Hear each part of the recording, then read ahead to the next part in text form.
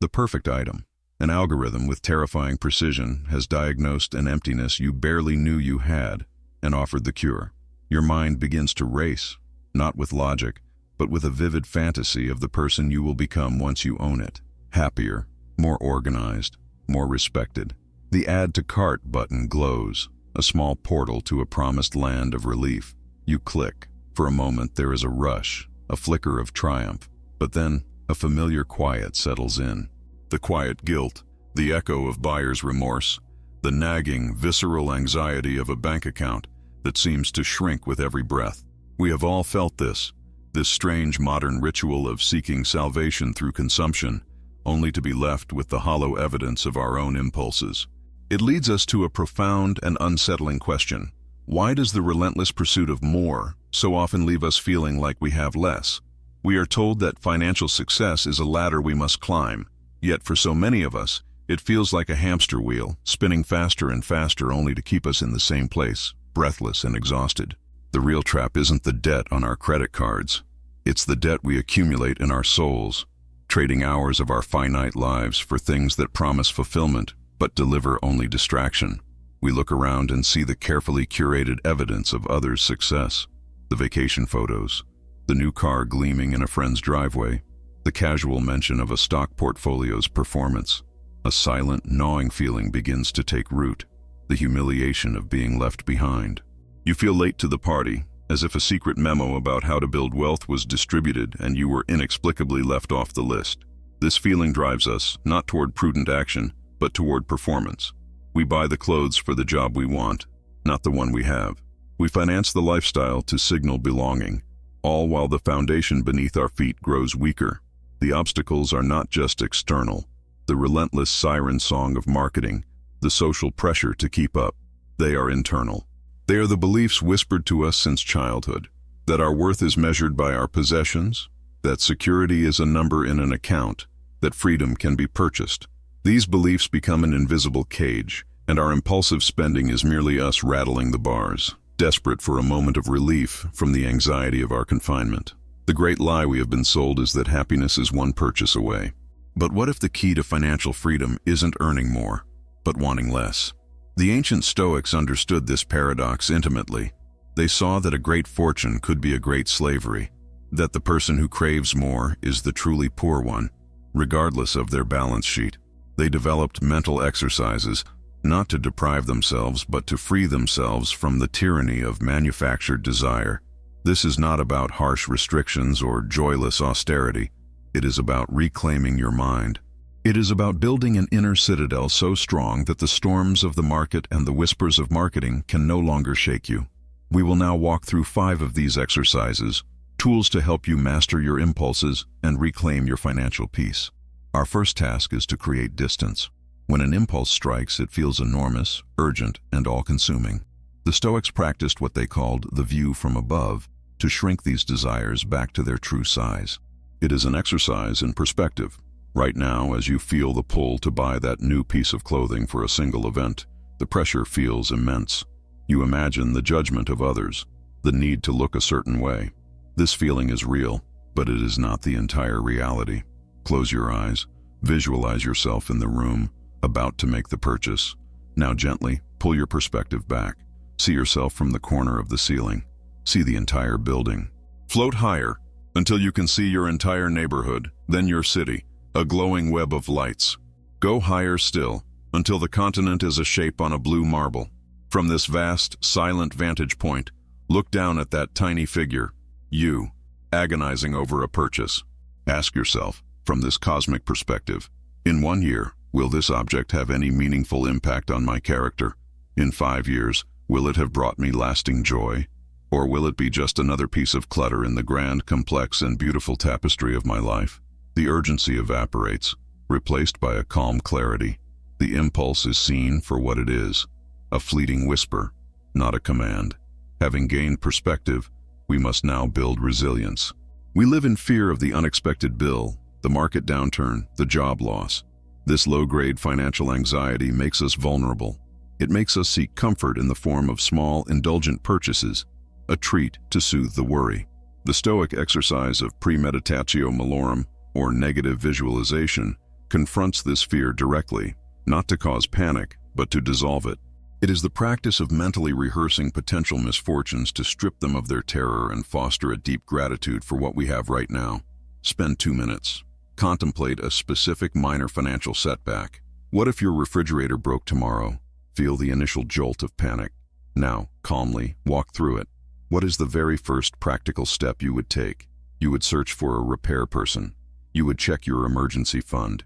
You would eat the food that would spoil first. You are no longer catastrophizing. You are planning. You are turning a vague fear into a series of manageable actions. Then, open your eyes and look at your working refrigerator. Acknowledge the reality. Right now, I have what I need. Right now, I am okay. This practice transforms you from someone who is fragile to someone who is prepared. The need to spend for comfort diminishes when you realize your own inner strength. We've prepared our mind for internal fears. Now we turn to the external attacks. You receive an email. Flash sale, 24 hours only. A countdown timer starts ticking, a digital bomb designed to trigger your fear of missing out. This is a manufactured urgency, an external pressure designed to override your rational mind. Here we deploy the most fundamental Stoic tool, the dichotomy of control. The philosopher Epictetus taught that the chief task in life is to separate what is in our power from what is not. This single idea, applied to your finances, is revolutionary. The advertisement is not in your control. The marketing tactics, the social media feeds, the opinions of others, all of it is external to you. You cannot command them to stop. What is in your control? Your judgment, your attention, your response, the movement of your own finger over the buy button. When you feel that external pressure, pause and say to yourself, the sale is not in my control. My choice is. To weaponize this insight, create a 30-day list. When you feel a powerful urge to buy something non-essential, write it down and date it. The external urgency of the sale is a lie.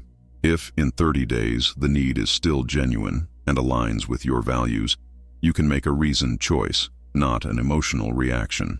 You will be astonished at how many desires die of neglect when starved of immediate gratification.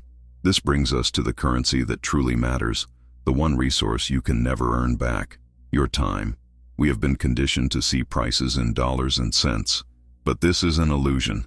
The true price of everything is the amount of life you have to exchange for it. This is the essence of memento mori. Remember you must die, applied to finance. It is not a morbid thought, but an invigorating one. It forces you to ask the ultimate question of value. Before your next significant non-essential purchase, perform this simple calculation. Determine your true hourly wage, not the number on your payslip, but the real figure after taxes, commuting costs, work-related expenses, and the time you spend decompressing from your job. Now translate the price of the item into hours of your finite life. That $300 gadget is not $300. It might be 15 hours of your existence. That expensive car payment is not $600 a month. It is a full week of your life, every single month, dedicated to that piece of metal. Now ask the real question. Is this object a worthy trade for that portion of my one and only life? Suddenly, the decision is no longer about money. It is about the sanctity of your time. Finally, we must train our appetite. We live in an age of unprecedented comfort, and this has weakened us. It has raised our baseline for pleasure to a dangerously high level, where simple things no longer satisfy. This is the engine of lifestyle inflation. The Stoics countered this by deliberately practicing voluntary discomfort. By temporarily and safely removing a modern comfort, we reset our appreciation and realize how little we truly need to be content. This is not self-punishment. It is gratitude training. For one day this week, choose a minor, temporary hardship. Drink only water instead of your usual coffee, tea, or soda. When you feel the habitual urge for an expensive takeout meal after a long day, eat a simple bowl of rice and beans you have at home instead. Leave your smartphone in another room for an entire evening. The goal is not to suffer, but to observe. You will likely discover two things. First, that you survive perfectly well.